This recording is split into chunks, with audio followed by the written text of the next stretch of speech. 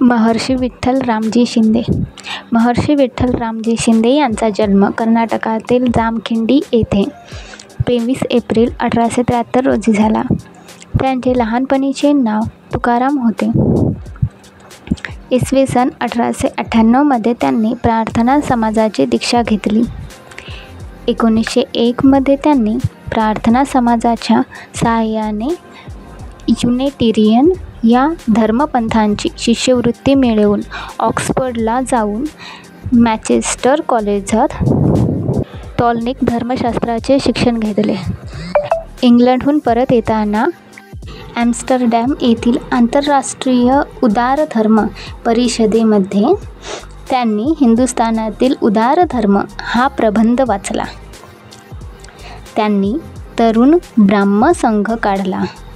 एकेश्वरी धर्म परिषद भरविण्यात पुढाकार घेतला व सुबोध पत्रिका साप्ताहिकात त्यांनी लेख लिहिले.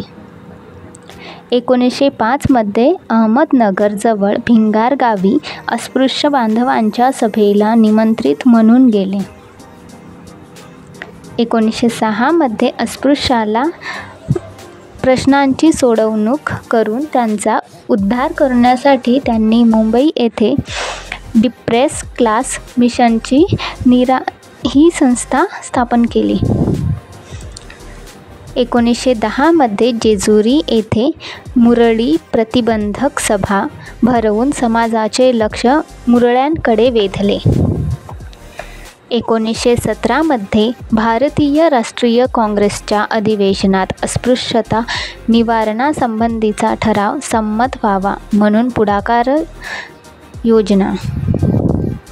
इसवी सन 1918 मध्ये त्यांनी अखिल भारतीय अस्पृश्यता परिषद मुंबई येथे भरविली. 1923 ते 24 मध्ये कोलकात्याच्या ब्राह्मो समाजात जाऊन मंगरुळ येथील आचार्य म्हणून काम पाहिले. 1928 मध्ये पुणे येथे शेतकरी परिषदेचे आयोजन करून येथील शेतकऱ्यांच्या समस्या सरकारपुढे मांडल्या. 1930 मध्ये महात्मा गांधींच्या सत्याग्रह चळवळीत दाखल झाल्याने कायदेभंगाबद्दल 6 महिने सक्त मजुरीची शिक्षा झाली. 1933 मध्ये भारतीय अस्पृश्यतेचा प्रश्न हे पुस्तक लिहिले. 1934 मध्ये बडोदा येथील मराठी साहित्य संमेलनाचे तत्त्वज्ञान व समाजज्ञान या शाखा संमेलनाचे अध्यक्ष होते. प्रांतीय मंडळाच्या निवडणुका लढविण्यासाठी बहुजन पक्षाची स्थापना केली. 1917 मध्ये राष्ट्रीय मराठा संघाची स्थापना केली. भारतीय अस्पृश्यतेचा प्रश्न, माझ्या आठवणी व अनुभव इत्यादी ग्रंथसंपदा लिहिली.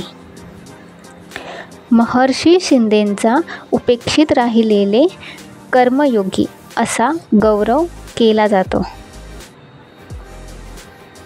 त्यांचा द्वारकापीठाच्या शंकराचार्यांनी आधुनिक काळातील महान कलिपुरुष म्हणून निषेध केला. त्यांचा मृत्यू 2 एप्रिल 1944 रोजी झाला.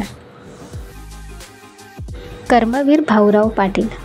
कर्मवीर भाऊराव पाटील यांचा जन्म इसवी सन 1887 मध्ये कोल्हापूर जिल्ह्यातील कुंभोज या गावी झाला.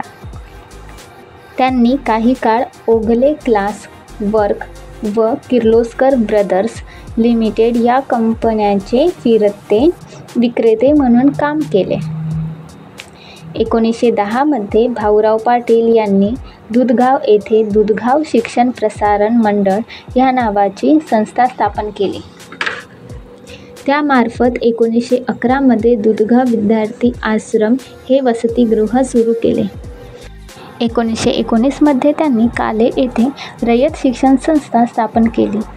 1924 मध्ये भाऊरावांनी रयत शिक्षण संस्थेच्या वतीने सातारा येथे छत्रपती शाहू बोर्डिंग हाऊस ते वसतिगृह सुरू केले.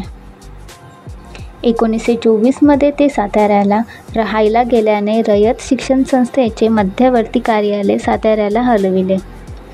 1935मध्ये भाऊराव पाटील यांनी प्राथमिक शिक्षकांना प्रशिक्षण देण्यासाठी सातारा येथे silver jubilee rural training college सुरू केले. 1940मध्ये त्यांनी सातारा येथे महाराजा सयाजीराव हायस्कूल नावाने माध्यमिक शाळा सुरू केली. 1947मध्ये रयत शिक्षण संस्थेने सातारा येथे छत्रपती शिवाजी कॉलेज या नावाने पहिले महाविद्यालय सुरू केले. 1953 ते 54 या वर्षी त्यांनी 101 माध्यमिक शाळा सुरू करण्याचा संकल्प पूर्ण केला. स्वावलंबन, स्वाभिमान, स्वाध्याय, स्वातंत्र्य ही शिक्षणाची चतसूची होती. स्वावलंबी शिक्षण हेच आमचे ब्रीद हे रयत शिक्षण संस्थेचे घोषवाक्य आहे. विद्यार्थ्यांसाठी कमवा व शिका ही योजना सुरू केली. युनियन बोर्डिंग हाऊसची पुण्यात स्थापना केली. महाराष्ट्रातील शिक्षण क्षेत्रातील वडाचे झाड म्हणून रयत शिक्षण संस्थेचा उल्लेख केला जातो. पोपटपंची शिक्षण मला नको आहे हे वाक्य कर्मवीर पाटीलांचे. श्रम हीच आमची पूजा व श्रमाच्या मोबदल्यात मोफत शिक्षण हे घोषवाक्य. गरीब व होतकरू विद्यार्थ्यांना बिनव्याजी कर्जाऊ पैसा देण्यासाठी Laxmibai Patil memorial education fund सुरू केला. Give me a wasteland, I will turn it into the bestland हे वाक्य कर्मवीर भाऊराव पाटलांचे. भाऊराव पाटीलांना पुणे विद्यापीठाने गुरु म्हणून संबोधले. त्यांच्या शैक्षणिक कार्याचे महत्त्व पाहून पुणे विद्यापीठाकडून D.List पदवी मिळाली. महात्मा गांधी ग्रामीण विद्यापीठ हे कर्मवीर भाऊराव पाटीलांचे अपूर्ण राहिलेले स्वप्न आहे. भाऊराव पाटील 9 मे 1959 रोजी मृत्यू पावले.